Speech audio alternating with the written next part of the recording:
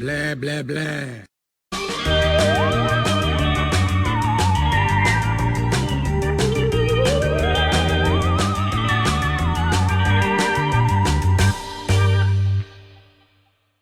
It's that time of year again, my little creatures of the night. The fall leaves are beginning to color the clouds, fill the sky in a haze of gray. The wind gently travels along the ground like a phantom gust. Unless you're in California. Like me. How is this fall? The ever-looming threat of climate change aside, it's Halloween once again, and Shelf-O-Ween has risen from the grave to bring you more weekly uploads, I promise, of grotesque delight. But what am I gonna do this year? Those familiar might ask. Another movie marathon? Hell no, damn near killed me last time. Now that was more of an endurance test anyway. No, this year we're moving away from the reels of cinema, and instead moving on to the paneled pages of comic books. I've made it known that I enjoy comics. Hell, most of the posters on my wall that's out of frame right now are from comic book grab bags. Though I've only made a couple videos on this channel about comics, one of which is still waiting for part 2, there is a comic series that I've been actually collecting on my own time, issue by issue, for over a year now. We have 4 completed comic runs here, and another one that, by the time this video is posted, only has 2 issues released. I still plan on talking about it though, but that's not for a while now. For the first installment of Shelf-O-Ween 2, we are going to kick off the Universal Monster comic book series with Dracula. Appropriate, Skybound's first story in their Universal Monsters series would be the first story that kicked off the Universal Monsters as a whole. This version of the Prince of Darkness was created by James Tynion IV, who co-created the brilliant Something is Killing the Children, and illustrated by Martin Simmons, who worked with James before on the Department of Truth, and writer Joe Hill on Dying is Easy. And let me tell you that Martin did not sleep on this book. Inside these pages are some of the most disturbed, grimy, sickening, beautifully gothic imagery I've ever seen in a comic book. It's like the oil paintings of a madman. Muddy colors laid to canvas in a cavalcade of insanity, as though the book itself is being illustrated by one of the inmates of Seward's Asylum. Looking at the gallery at the end of the hardcover edition, I'd frame some of these on my wall. They're so gorgeously disturbed. The character design in this book borrows from the Universal film in some aspects, but with touches that make them feel their own and new. But my favorite design of all has to be Renfield.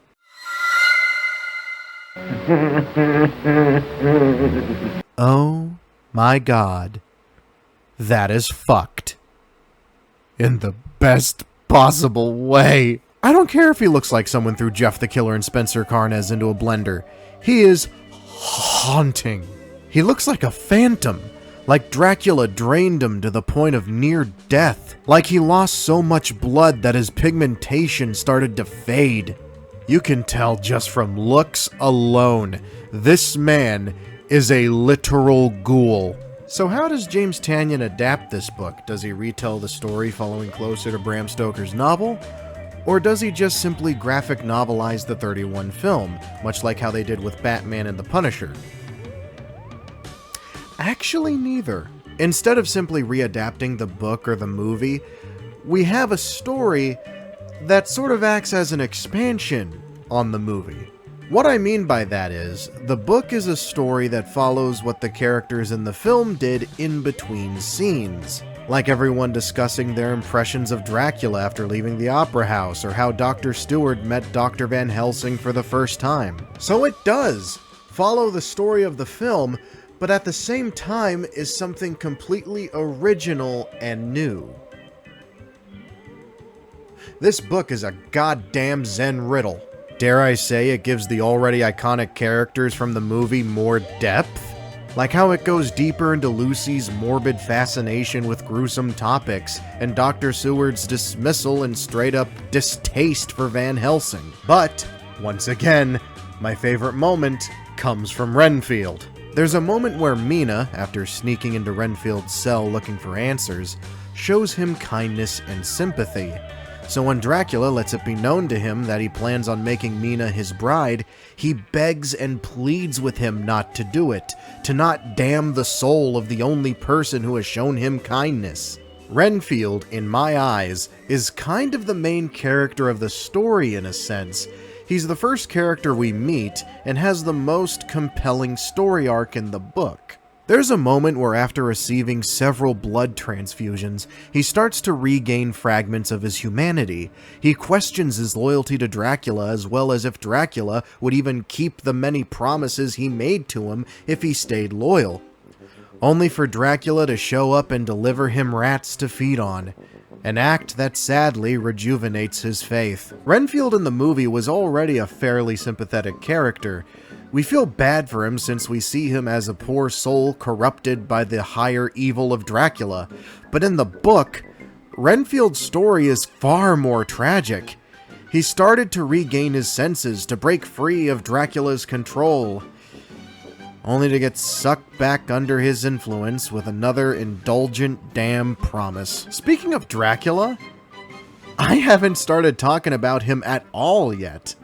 So how is he handled in the book, you may say? Like every other aspect of this book, not in the way you'd expect. Now, back in 1931, Universal couldn't actually show Dracula attack somebody, so Dracula's victims are merely counted in passing, or when he's about to feed on somebody on screen, either his cape blocks the shot, or the film fades away before we can see anything. And what has this book established it likes to do? To show you parts of the movie you didn't get to see. We see Dracula feed. We see Dracula transform into a bat or a wolf. We see the full extent of Dracula's otherworldly powers, beautifully presented by Simmons' chaotic illustrations. But it's the structure of showing us what we didn't see that leads to another interesting aspect of the book. Dracula never speaks. From the first page of the book to the moment Dracula gets staked by Van Helsing, he doesn't utter a peep. The only time he spoke was when he screamed Van Helsing's name before he was vanquished. But at the end of the day, it kinda makes sense. The times Dracula needed to speak were in the movie. Everything that follows is him operating without his facade of class, his mask of sophistication. It's through the book we see Dracula as he truly is. A monster. A wild animal in the shape of a man. In a way, he reminds me less of Lugosi's Dracula and more of Christopher Lee's Dracula. Both are iconic, but both films show a different side of the same coin. Lugosi shows Dracula's distinguished side, while Lee's shows his animalistic, almost silent serial killer side. Dracula in this book is more of a presence than a character. It gives off a feeling that he's looming over you with every page turn. The art style showing the corruption as the pages seem to become more filthy the longer Dracula's presence is felt in England. He might not be seen a whole lot throughout the book, but it's more about how Dracula affects the other characters. Like how he essentially discarded Renfield until he sensed his loyalty starting to wane and immediately sucked him back under his thumb. How Dr. Seward is working himself down to the bone trying to not just cure Renfield, but Dracula's other victims as well. How Mina was completely devastated by Lucy's death, which sent her on her own investigation, which sent her right into Dracula's crosshairs. In conclusion, Skybound's Dracula is a fascinating partner piece to the 31 movie.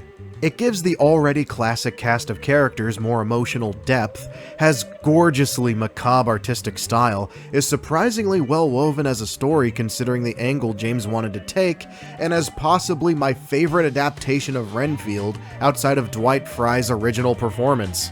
If you are a fan of the Universal monsters like myself and haven't gone out and purchased this book, what the fuck are you even doing? Go out there and get it, you fucking mook. This concludes the first episode of Shelf-O-Ween 2 Electric Spookaloo. Join me next week as we leave the foggy streets of London for the dark waters of the Amazon. Till next time.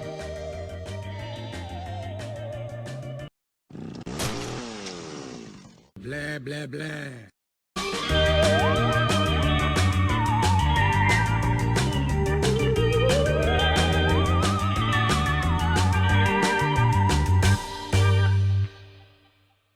Welcome back, you grotesque, grim-grinning ghoulies, to Shelf-O-Ween. When last we left off, we took a look at Skybound's Dracula from 2023. A fantastic companion piece to the original 31 Dracula film. A book chock full of disturbed artwork that explores in more detail the events of the movie. Up next, Skybound decided to jump from the first monster to the last monster, with The Creature from the Black Lagoon Lives. This 4-issue run released between April and July of 2024. The Creature from the Black Lagoon Lives takes place in the 1980s and acts as a direct sequel to the first movie. The story follows a reporter named Kate Marston who's on the trail of a deranged serial killer, Darwin Collier, in the Peruvian rainforest. Bodies have been piling up, all showing signs of being forcefully drowned. The black sediment leading them to the Black Lagoon. Little does she know that Collier isn't the only danger lurking in the muck. The story this time around is its own contained tale, rather than last time where the story was a sort of partner plot to the movie it was based on. Which is great considering what the next books are going to be. You'll see when we get to them. One thing I'm not a huge fan of personally is the artwork. The artwork for this series was done by Matthew Roberts, who does a lot of the artwork for Creepshow, which I love. But coming off of Dracula, it's like being given a steak from Applebee's after enjoying a 5-star filet mignon prepared by Gordon fucking Ramsay.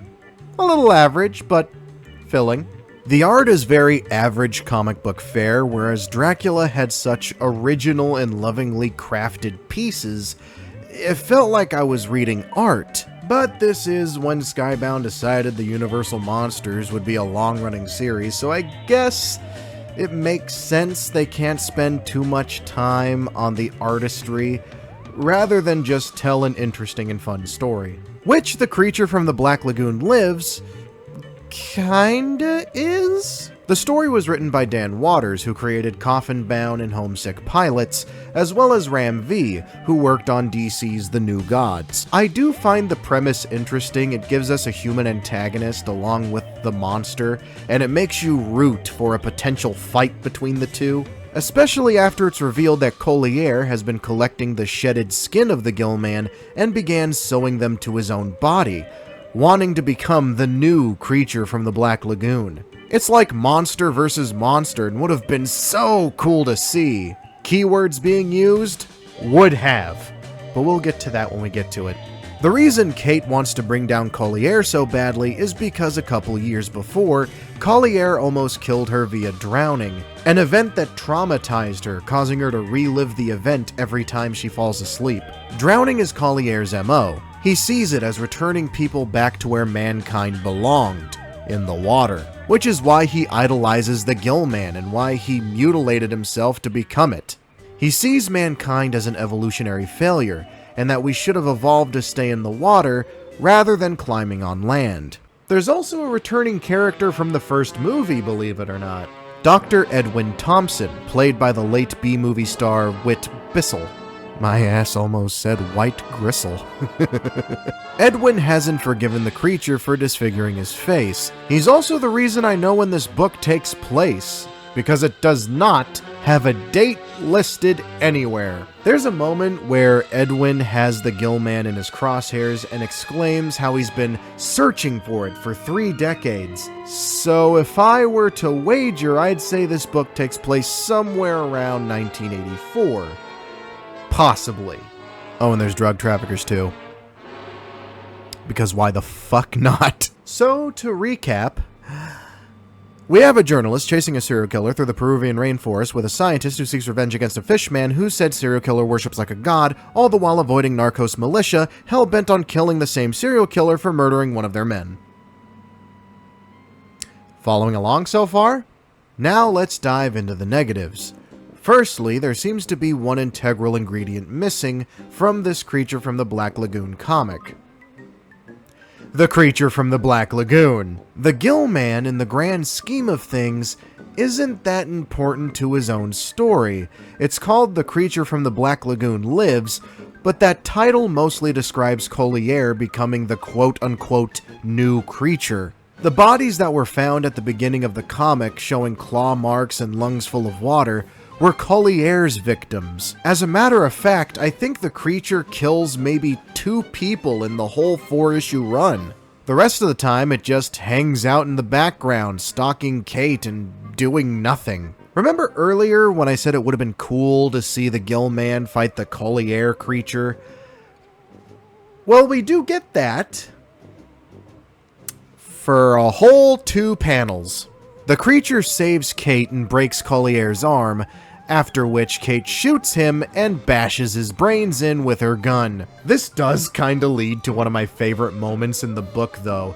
After she kills Collier, she looks to the creature looking for sympathy, but the creature was taken so aback by his crush going apeshit on a dying man, it fucking nopes out. She's like, I had to do it. You know I had to, right? And the creature just looks at her like, bitch, you crazy, and then leaves. Look, I know it sounds like I'm being extra hard on this one, but after Dracula, I don't hate it. I really don't. But even when the run wrapped up in July of last year, I thought this was just kind of lukewarm. The title monster isn't important in its own story, the human antagonist was fun, but even he doesn't do much. He's the big evil serial killer, but we only see him kill maybe 1 person and the rest of his kills are off-panel. Kate's pretty interesting as a character if a little one note. All she wants is revenge and peace from her trauma. But they do go deep into her psychosis, with her talking about the different stages of drowning and some of the after effects you would feel after almost dying. In conclusion, I don't hate it. Again, I feel I need to preface this, but overall, it's just kind of underwhelming. Thank you for joining me for this installment of Shelf-O-Ween. Join me next week where we check out a series based on my favorite Universal monster. Blah, blah, blah.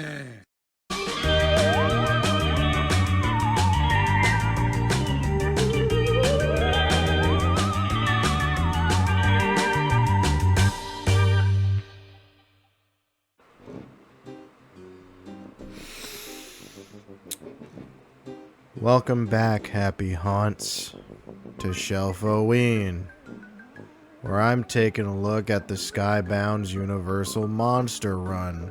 Today we're taking a look at Frankenstein, my favorite Universal monster. So naturally, you'd think I'd be head over heels for these 4 issues. You'd think. Okay, let's get this out of the way. From Creature forward, I've been collecting these books on release, month by month. And on release, I thought these Frankenstein comics were alright. Nothing too amazing, but decent in its own right. But after reading all 4 issues back to back, I can't help but feel that something, somewhere in this experiment, has gone horribly wrong. And I don't want to trash it. There are things I like, but so far, this is my least favorite of the bunch so far. Frankenstein was written and illustrated by Michael Walsh, so considering how much work Walsh put into it, I can assume this was a passion project of his. Ahead of time, I am so fucking sorry. The story follows a young boy named Paul, who seeks vengeance against Henry Frankenstein for using his deceased father's corpse for his experiment. And that's pretty much it.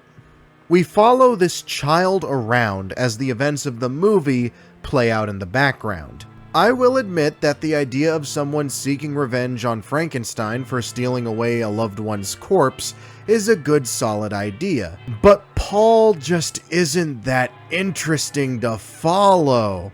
It makes the highlights of the book the scenes copied and illustrated from the movie. Granted, Kate from Creature from the Black Lagoon Lives was also driven by revenge, but you could argue she was more interesting of a character given how tormented she was from her own near-death experience. Paul just has one thing on his mind. Paul interacts with some of the characters from the film like Fritz, Baron Frankenstein, Victor, but the one that stands out is Elizabeth, mainly because she's the only one not being a complete asshole.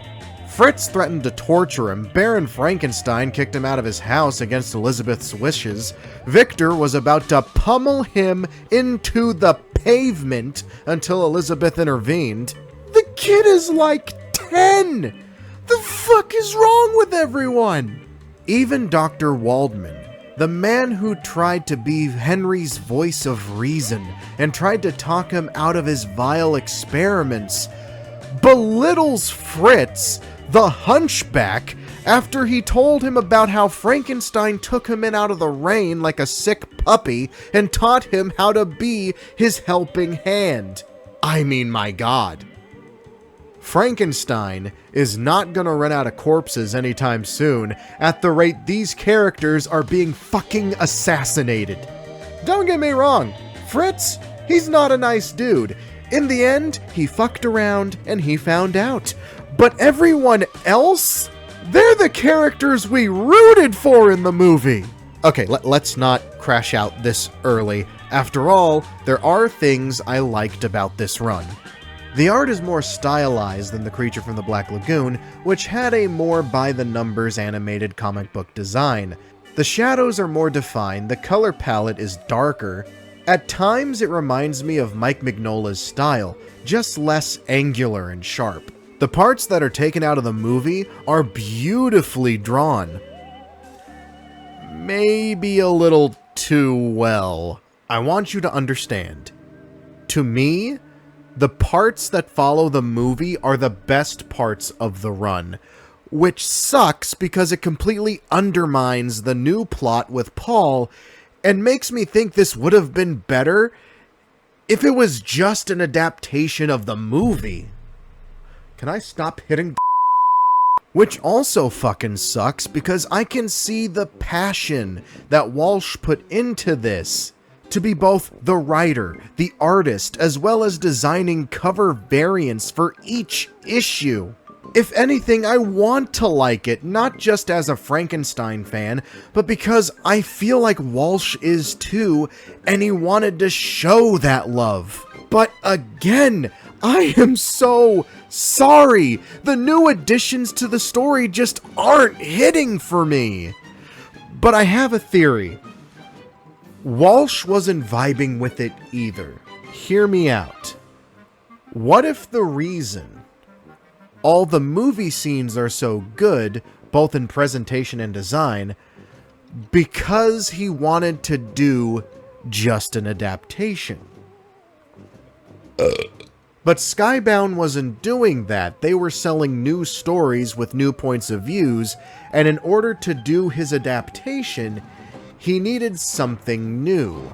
It makes sense to me. That would explain why the movie bits have the best art and why Paul feels so much like an afterthought. What also helps my theory is how the run ends. Much like in the film, the Frankenstein monster carries Henry to the top of a windmill and throws him off to the mob below, hitting one of the turbines on the way down. The villagers then set the windmill on fire and allegedly kill the monster. Now here is where the movie ended. But unfortunately, Paul exists, and there's this thing called a story arc that Walsh, by obligation, has to conclude. So why not retcon the beginning of Bride of Frankenstein, where Henry was unconscious after taking a double header off a 4-story drop with a turbine interference, and have him wake up immediately so Paul can confront him. This is also the one and only time Henry and Paul meet face to face, by the way. Paul has the opportunity to kill Henry without any objection, but he doesn't. The end. Okay, I know I trashed on this pretty hard, but there is one thing about the run that I did thoroughly enjoy that I wanted to save to the end because I wanted to end on something positive. At the beginning of each issue, we get to see the origins of some of the monster's body parts, namely its hands, brain, heart, and eyes. The hands belong to Paul's father, a police officer who would whittle Paul toys in his free time. The brain belonged to a killer crook who was being chased by Paul's father. He managed to mortally wound Pops with a knife before Paul's dad threw his oil lantern at him and lit him on fire. This also explains why the monster has a fear of fire outside of primal instinct and the fact that Fritz tortured it with the torch. The heart belonged to a man named Robert, a friend of Henry Frankenstein who had a jealous crush on Elizabeth. Robert was murdered by the crook and was actually the incident that Paul's dad stumbled upon that began the chase. The eyes belonged to a man sentenced to hang, an event that Henry attended to see if the man had any salvageable parts, which also led to the event that led Robert being alone in an alleyway, and so on and so forth. Is it convoluted that all of these body parts share such an intertwined story? Most definitely, but I will give credit where credit is due. Out of all of the original content in this run, these are easily the best additions. In conclusion, this is probably my least favorite run in the entire lineup. Paul simply exists in an adaptation of a movie I love, and his presence just mucks it all up. While the idea of seeing the origins of some of the monster's parts is interesting, it's not enough to save the story, but is something that makes it stand out. The best parts are the bits you can already see if you watch the movie, and the characters come off as assholes because they are more than willing to fight a child. Thank you for joining me for this installment of Shelf-O-Ween. Only 2 more weeks to go and 1 completed comic run left. Let's hope this one wraps up better than the other one. I am not fucking sorry. Till next time. Blah, blah, blah.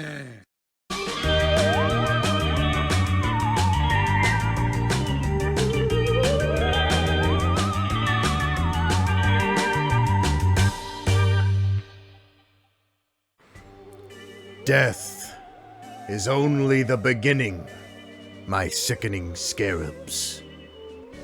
For it is time for another episode of Shelf-O-Ween. So far, the Universal Monster Comics has been on a bit of a downward spiral. Dracula was an absolute feast. The Creature from the Black Lagoon didn't have the best pacing, but was a decent enough read, and Frankenstein comes in last with a great adaptation of the source material, but fell hard with its original content. But now we've come to the run that brings it back to life. For the most part. So ready the Scroll of Thoth, for we are ready to dive into The Mummy. The Mummy 4-issue run was released March through June of this year, and was written and illustrated by Faith Erin Hicks, best known for the Avatar: The Last Airbender comics, which shows with the art style in this book. Am I disappointed that the art style isn't as dark or scary like Dracula was? A critique that I've had this entire fucking review series? Well, yeah, but this one I can forgive, and it's merely due to the story. The Mummy, story-wise, is another between-the-scenes story like Dracula and Frankenstein. The focus is on Helen, the leading lady of the original film, originally played by Zita Johann. We follow her through her youth up to the events of the film, where Imhotep is trying to bring back his lost love, Ankhesenamun, by finding her reincarnation. But there's a rather fascinating twist. Helen can actually communicate with Ankhesenamun's soul, and has been for years. It started the second the Scroll of Thoth was read and Imhotep rose from the grave. The reading of the scroll somehow made Helen aware of Ankhesenamun, who was just spectating Helen's life while giving play-by-play commentary. They became fast friends and lived the next decade with each other, which leads into the movie's events. Ankhesenamun doesn't remember who she was, though, likely caused from being reincarnated over and over again, living out multiple lifetimes for at least 1,000 years. But all of that changed when Imhotep began calling her. And she's naturally scared at first because this is not normal. No one has ever been able to communicate, let alone call to her before. But what I found personally cute was Helen trying to comfort her disembodied bestie. This is the kind of quality I've been wanting. In my eyes, this is the kind of formula that made Dracula work so well. Take liberties and show us things we haven't seen with the characters we know from these movies. That, I feel, is what shot Frankenstein in the foot. We weren't getting anything new from the actual movie cast. We were following a new character, a small boy at that. Here, it's a completely fresh narrative following the characters we know that can coexist with the movie's storyline. To an extent, but we'll get to that later. Okay, what was I saying about the art style? Oh, right. Yes, it's the most cartoony looking style so far, which makes sense since the creator and artist worked on a literal cartoon comic book, but I think it works here, and the main reason why is because this is not presented as a full-on horror book. I describe the Mummy movie the same way James Rolfe does, a love story that's lasted 1,000 years. This series emphasizes more of the romance than the horror. And you know what? It actually works! When we get to the scene in the movie where Imhotep shows Helen their history to remind her of who she was, Faith brilliantly works it to where Helen is spectating Ankhesenamun's life. We see her sneaking around with Imhotep behind her father's back to her slowly dying of the plague.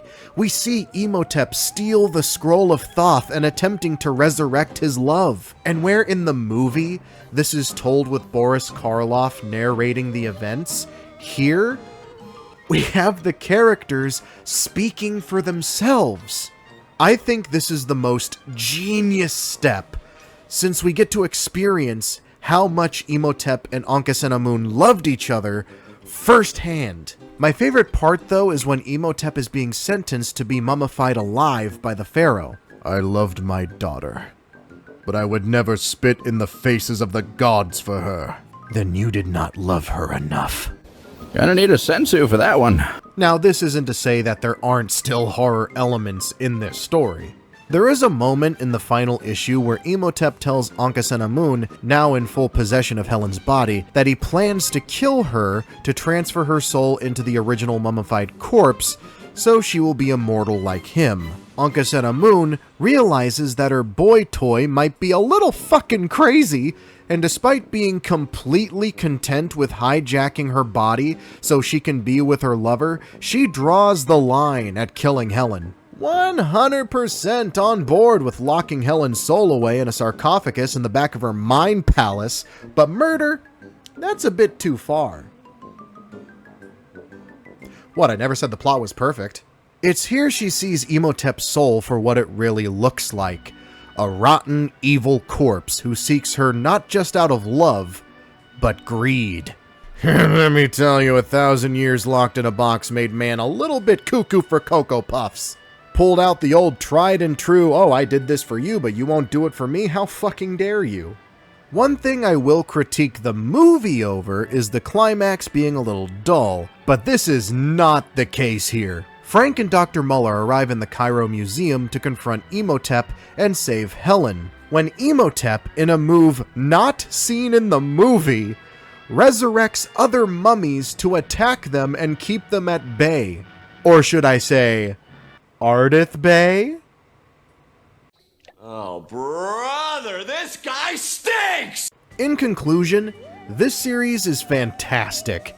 It still doesn't quite touch Dracula, but I'll be mummified alive if it isn't close. Helen is such an endearing character to follow. Her relationship with Ankhesenamun is heartwarming and downright adorable at times. Once again, it fits great as a companion piece for the movie and actually fixes some of my personal critiques with the film. And the focus on Imhotep and Ankhesenamun's romance and relationship was a fantastic addition. If you want more horror, watch the movie, but if you want more romance, read the comic. They perfectly complement each other.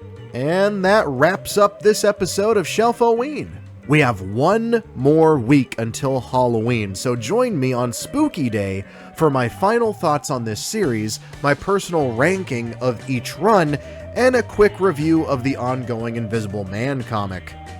See you guys there.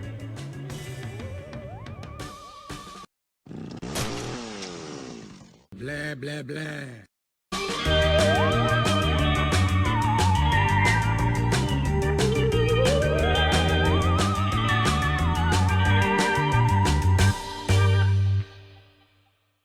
Happy Halloween, my horrifically malformed homunculi, and welcome to the final installment of the Return of Shelf-O-Ween. We've come a long way through the trenches of Skybound's Universal Monster run. There was Dracula, Frankenstein 2, The Mummy, and the Creature from the Black Lagoon. Monster Squad, Monster Squad, and the forces of evil. But now we've come to the final comic run we'll be talking about this Halloween season. The only catch is, well, it's not finished yet. That's right, we're going to be taking a quick look at the first half of The Invisible Man. This segment won't take too long, so let's just dive right in. The Invisible Man began in August of this year, and is estimated to finish next month in November. James Tynion, still not too sure if I'm saying that right, returns to the Universal Monster series after Dracula, along with Danny Stripes, who worked with another Universal Monster storyteller, Dan Waters, on Coffin Bound. The story takes place before the events of the movie, as Dr. Jack Griffin, currently the Visible Man, develops the formula that makes living creatures invisible. A bit of a risky angle to take, since this means we spend a majority of our time with the Invisible Man while he's still visible. And we follow the entire development process, from acquiring funding, from shipping materials. We follow Griffin's complete experiment under a microscope. The book is also told in a first-person perspective from Griffin himself. The book begins at the point in the film where Griffin is confronting the patrons of the Lionhead Inn. The dialogue taken straight from the film. All right, you fools. You've brought it on yourselves. Everything would have come right if you'd only left me alone. You've driven me near madness with your peering through the keyholes and gaping through the curtains. And now you'll suffer for it. You're crazy to know who I am, aren't you? All right, I'll show you. Immediately after that, Jack begins to tell us about how he became invisible. I love this because it's like the monologue that Jack had with the film is directed at us, the reader. The run has a strong start. Unfortunately, this is where the story starts to lose me. And the reason is mainly because I don't like the depiction of Griffin in this book. What I mean by that is that we learn that Griffin has constant, very violent, intrusive thoughts, as if to paint the picture that Jack was always a little unstable. He has constant visions of murdering the people around him, choking them, stabbing them, gouging their eyes out. It depicts Jack as having some very dark demons, and I don't really care for that. In the film, it's stated that the monocaine powder, a drug that was the key to Jack's formula, has a very major psychological effect on those who ingest it, driving them mad and even violent. The characters in the movie spoke very highly of Jack, despite being so caught up with his experiments that he mostly locked himself away to stay focused on his work. For me, Jack was the victim of his own experiment, driven mad by his own concoction, and sent on a massive power trip when he became invisible. You can even see a part of him that still wanted to be normal when he checked into the Lion's Head, a fraction of his sanity that's still unaltered by the monocaine. But the crazy side eventually won over when the patrons just couldn't mind their own business. But Jack in the comic, if he turned invisible, I don't think he'd ever want to be turned back to normal. Hell, he seemed excited to try and finish his work because he's dying to abuse the power. Jack here is already a power-hungry lunatic, and that completely assassinates the feeling of tragedy that the movie had from the very beginning. I wouldn't feel bad if this griffin was trapped invisible forever and drove himself to his own destruction. So in terms of characterization, I'm not a huge fan, but the story is, well, a different story. Showing how Jack became invisible is a risky move, as I've said, but luckily the story is so engaging it doesn't even matter. It's interesting seeing Jack's progress, from slowly figuring out how to turn a rat invisible to turning a whole cat invisible. And I'm assuming eventually turning a human being invisible, though that's probably not going to happen until the final issue of the run.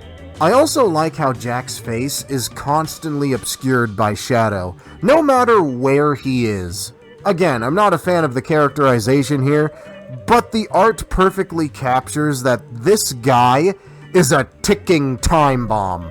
And that's all I have to say about the Invisible Man comic for now. Maybe I'll do a full review when the run wraps up in a couple of weeks. Who knows? But wait! We're not done yet. I mean, come on, you honestly think I'd just end the finale like this? I figured it would be fun to grade these books overall and rank them by their grade. We're going to grade these on a scale of 1 to 10 on a scale of 3 fronts: story, art, and how well it matches up with the films. First up, Dracula. Hey, editing me, I don't care where you put this in, you leave this in the video. It is hard to read lines with this on. It constricts my cheek muscles and it makes me fuck up more.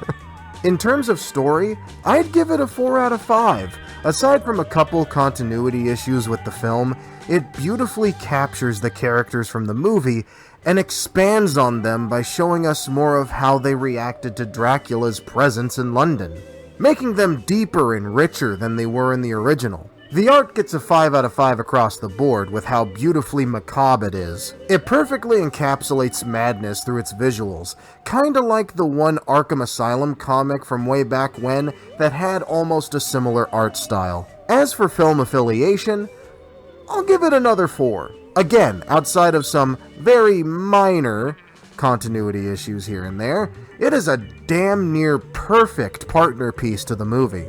With a score of 87%, Dracula gets a solid B+ grading. Nothing is perfect, but by God, was it close. Up next, The Creature from the Black Lagoon Lives. The story is a middle-of-the-ground 3 out of 5. The creature wasn't too important to the plot, the human villain was only a threat for about an issue and a half. We didn't get a very satisfying confrontation between him and the creature, but it did lead to the funniest fuck this shit I'm out moment in a comic book. As for positives, Kate is a fairly complex character. Her trauma monologues are well written and thought-provoking. While Collier had little to do, his personality was batshit insane, and he was fun when in panel. The story taking place in the 80s was also a very interesting touch. Artwork again gets another 3. It's very by the numbers with little visual flair to make it stand out. It lacks presence and style.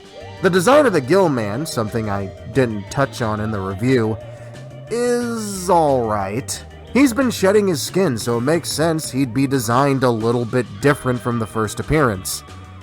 The shoulder pads might be a little much in my opinion, though. As for affiliation, that's gonna be a little hard to grade. It's the only legit sequel out of the books, so in terms of being a continuation, I'll give it a generous 4.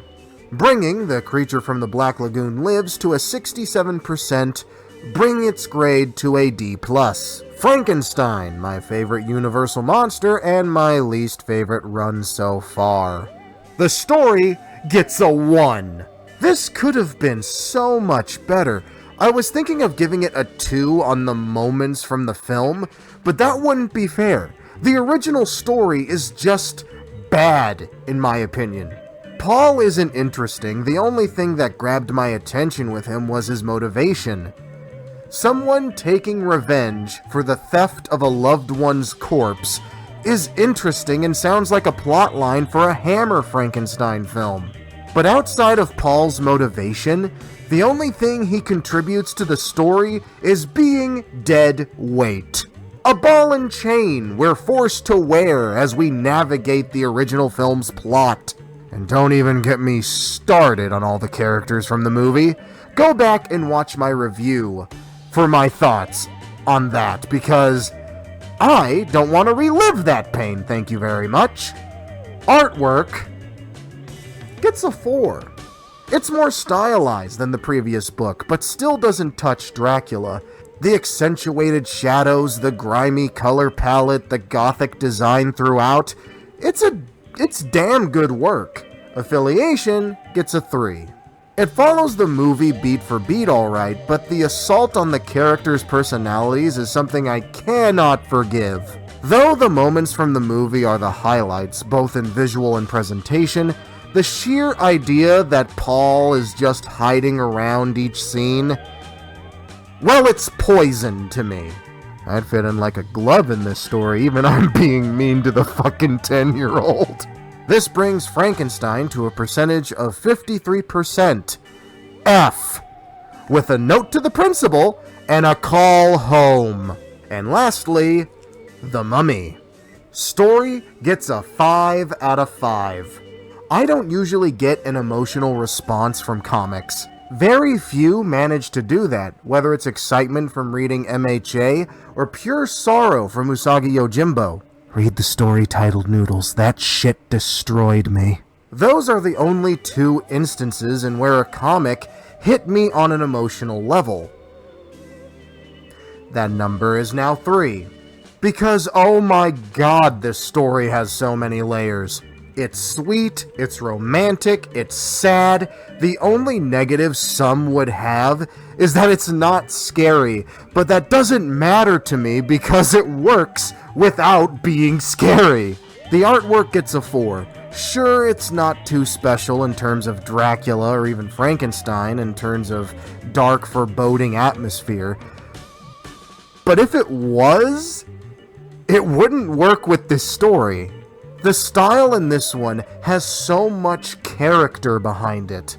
The lack of atmosphere was not a sacrifice made in vain. It's warm, cute, inviting, which fits well with the plot of the book. Affiliation once again gets a 5 all day, on the grounds that it improves the movie's story for me. The Mummy is a slow burn film with a not so thrilling climax.